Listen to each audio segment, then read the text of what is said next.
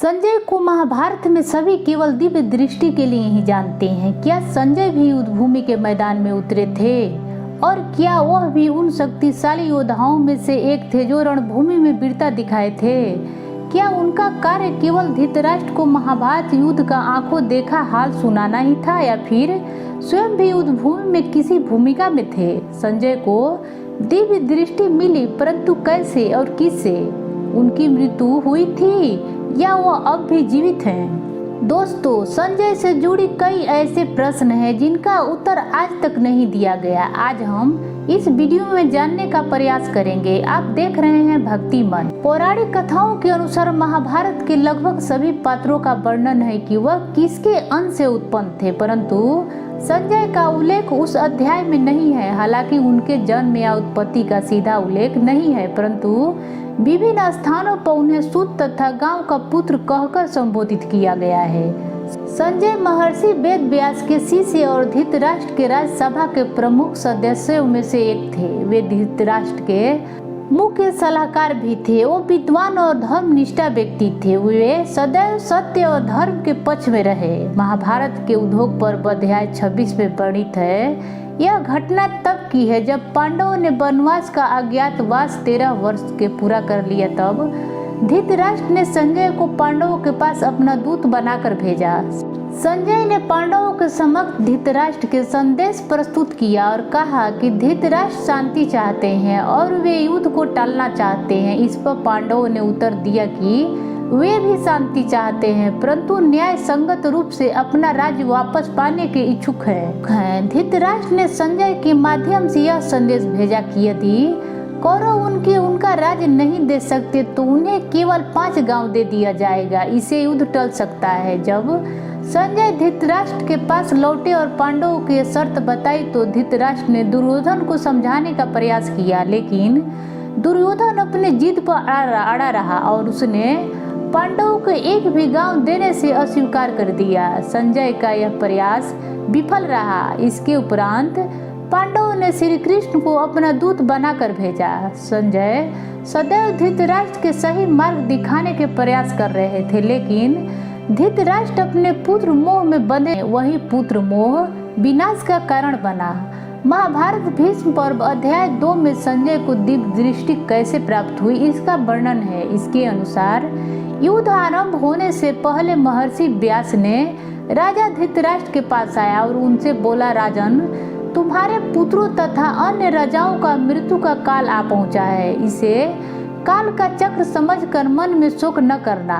राजन, यदि संग्राम भूमि में इन सब की अवस्था तुम देख सकते हो तो मैं तुम्हें दिव्य नेत्र प्रदान करूंगा। फिर तुम यहाँ बैठे ही वहाँ होने वाले युद्ध का सारा दृश्य अपने आंखों से देख सकते हो।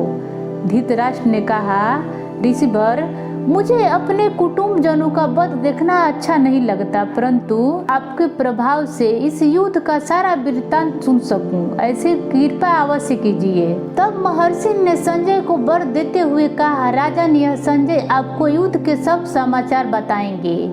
संपूर्ण संग्राम भूमि में कोई भी बात नहीं होगी जो इनसे प्रत्यक्ष न हो।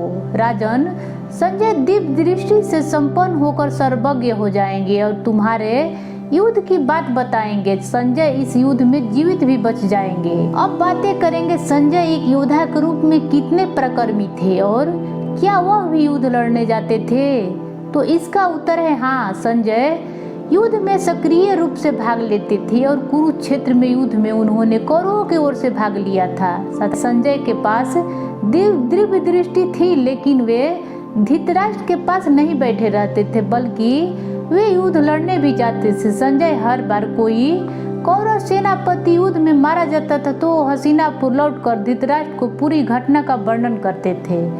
संजय उन चुनिंदा व्यक्तियों में से एक थे जो कि दिव्य दृष्टि के कारण उन्होंने भगवत गीता का प्रत्येक श्लोक और भगवान श्री कृष्ण द्वारा अर्जुन के दिए गए उपदेश को प्रत्यक्ष रूप से अनुभव किया। एक योद्धा के तौर पर उन्हें एक सामान्य योद्धा भी मान सकते हैं। उन्होंने कुरुक्षेत्र के कई युद्धों में भाग लिया और युद्ध के दौरान कई पांडव योद्धा ने उन पर दया दिखाई थी।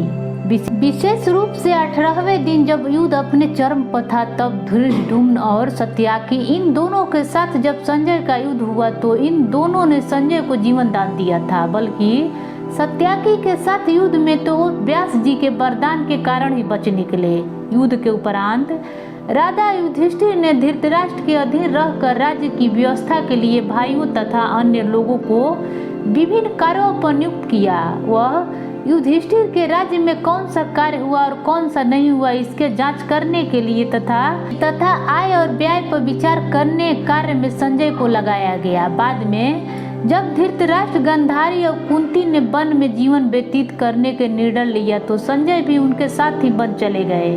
जब वन में आग लग गई तब धृतराष्ट्र ने संजय को कहा कि वो अपने प्राण की रक्षा करें तथा वहां से दूर चले जाएं। संजय ने धृतराष्ट्र के आदेश का पालन किया। इस प्रकार वह तो आग से बच गए, परंतु धृतराष्ट्र, गांधारी और कुंती उस आग में जलकर मृत्यु हो गई।